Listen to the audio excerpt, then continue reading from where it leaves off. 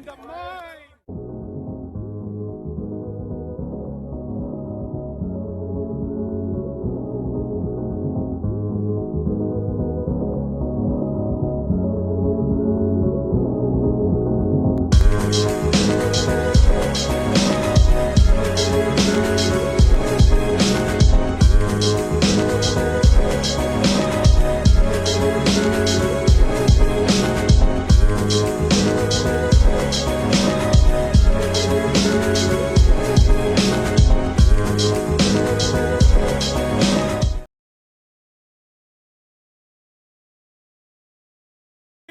This is what sin does to people. This is not normal.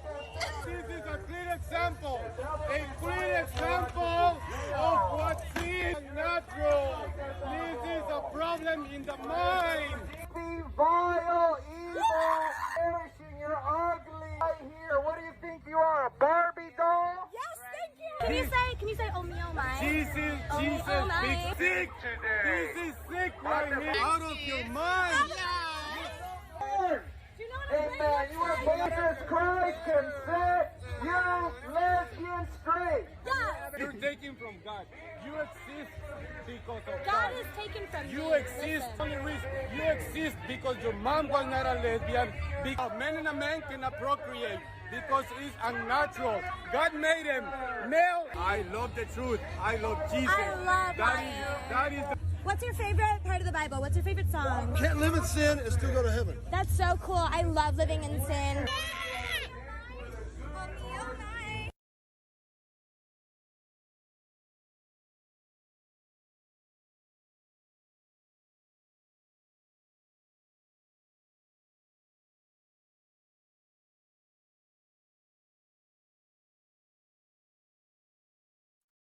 So I know that, well, maybe I wasn't too loud, but regardless, I know that many people were probably thinking this was a good way to troll these Bible thumpers, though. Guys, let me tell you something. Sin has won for a good reason, and it's not all the bad reasons either. The reason why sins are becoming a more I like being a sinner than a holy man is because the holy man has now become the sinner and the hateful person that they are. And the sinner has become the holy man. Now, I know that doesn't make any sense to you, but it actually makes proper sense to me. So I can care less if it doesn't make sense to you, but it really does make sense to me, as once again, I will say it again. It makes sense to me. Now, I get that some of y'all are gonna act like this is bull crap. She needs to get mental help. Honestly, she's doing it on purpose to piss off these Bible thumping weirdos who keep doing all this nonsense and belligerentness. And it's just like, let me tell you guys something. All you religious people out there, especially you religious middle-aged parents and old parents, when you're forcing your kid to act like you, there's two things that will happen. One, they will literally be a complete replica of what you are. And two, which is what is today and will continue being today. Two is that the kid finally makes his choice and knows that his parent is in the wrong and he's just crazy. I get it. These guys that do all this Bible thumping stuff, regardless of her antics, shout out to her. Props to her, because, like, you should be doing this. Like, no one doesn't want to hear Christianity. No one doesn't want to hear religious people altogether. Like, religious people never know what they're talking about 90% of the time. And the Bible, or the original version of the Bible, was the most homophobic thing on planet Earth. I was told by a family member of mine that the Bible, from what I know, was rewritten in today's era in order to, you know, please the masses. But I'm no fool.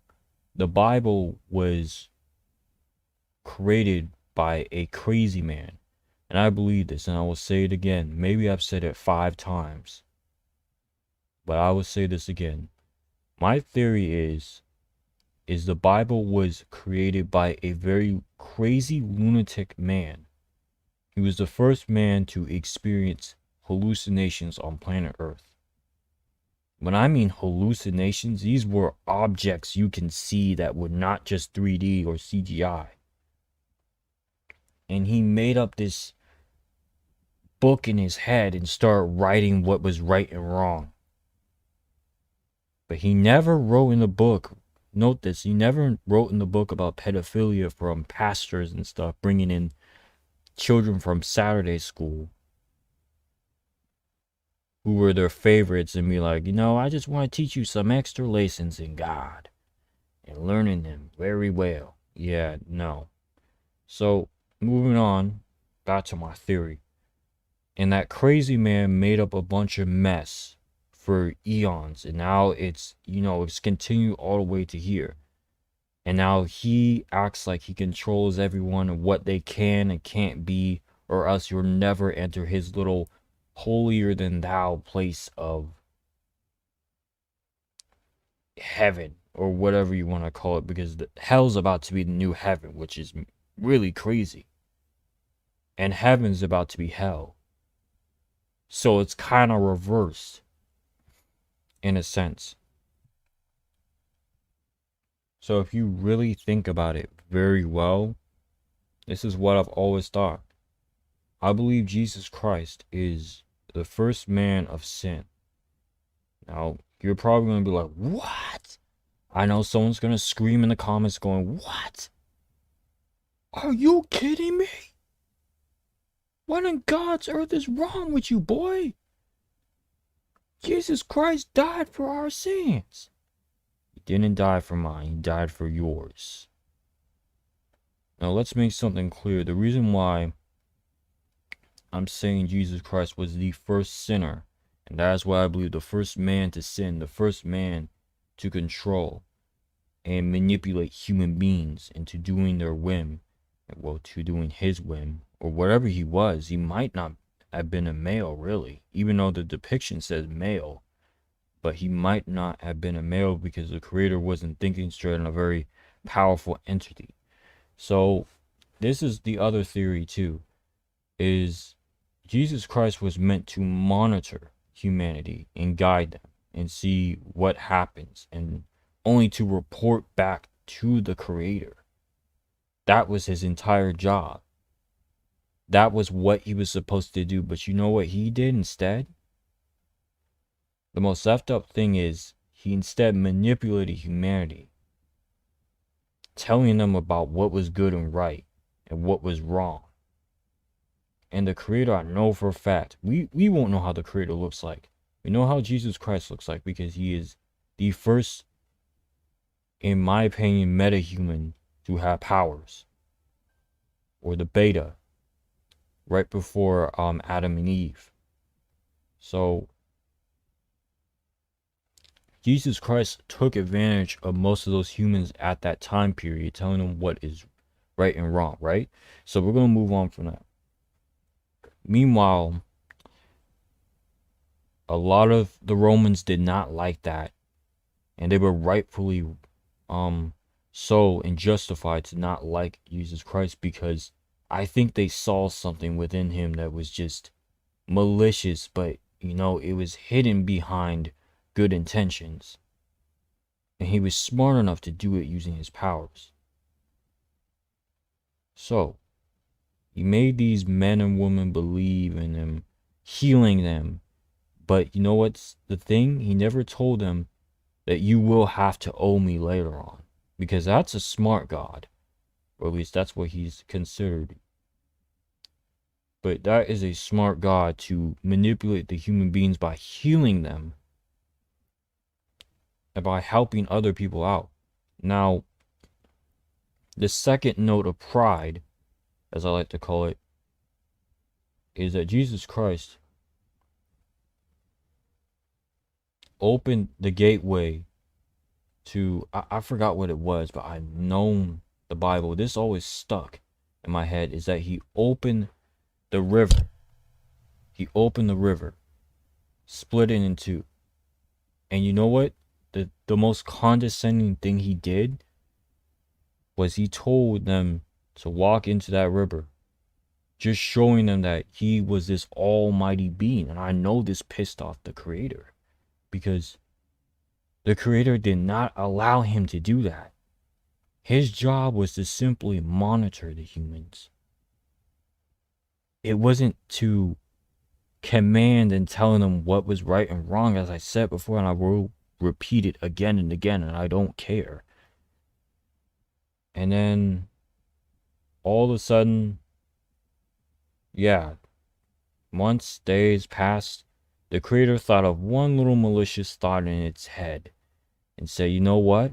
I'm going to give one of these humans a lifetime of happiness. But in return, they have to kill Jesus Christ. So there was this one Roman soldier. He was pretty much told to kill Jesus Christ.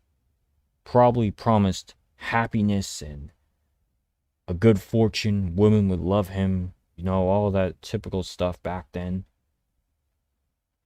And the soldier took it with no hesitation, because this was a being that he probably didn't even understand. So that Roman soldier did what he did. All of them went down there, put Jesus Christ on the stake, called it a day. Now, what does this add up to? That Roman soldier was a hero. Imagine if Jesus Christ was alive to all the way through human history. We would be screwed. No one would have free thought. Everyone will have to think exactly like Jesus Christ. If you don't even show a hint of you thinking like him, he'll send a bunch of crusaders of his own army to execute you and pretty much brutalize you in the most horrible way and putting you on a stake. The same way that he got poked, you get poked. It's a really scary thought right there. Now, I know that I went on to my theory, but you guys gotta understand, all you little people that believe in this entity isn't my entity, because I'm more spiritual than anything. But I'm also still, I believe, atheist at the same time. I'm half and half. I don't care if you can say that's not a real thing. To me, it is. Until I see it, then I believe it. I do believe there is a superpower out there, but it doesn't exist in the form that you guys wanted it to be. So if he exists, he was instantly killed for a good reason. Because he disobeyed orders. His orders were simple. Guide, monitor. That was it. Couldn't do that. He had to be prideful, show humans his powers. That's it. But yeah, back on topic. This chick deserves to keep doing this to these type of individuals every single time they show up. I hope people start messing with these preachers all day, every day. Like, you guys are a bunch of weirdos. This is why no one doesn't want to be around religion anymore. That's the problem. That is the prime example. These Bible thumpers are the problem. Preaching sin and all this, all to mask it under bad intentions. Knowing that they're probably liable themselves as pedophiles, convicts, people who act like they did good, but they did horrible things in their past. And more likely, more than that, probably to this freaking day. Look, y'all, appreciate you guys for watching this video. And I'll see you in the next one. Peace. Hi, I'm Lucy Christian. I am the voice of Otako Urabaka, and you should subscribe to Neusxanity's channel. Peace out!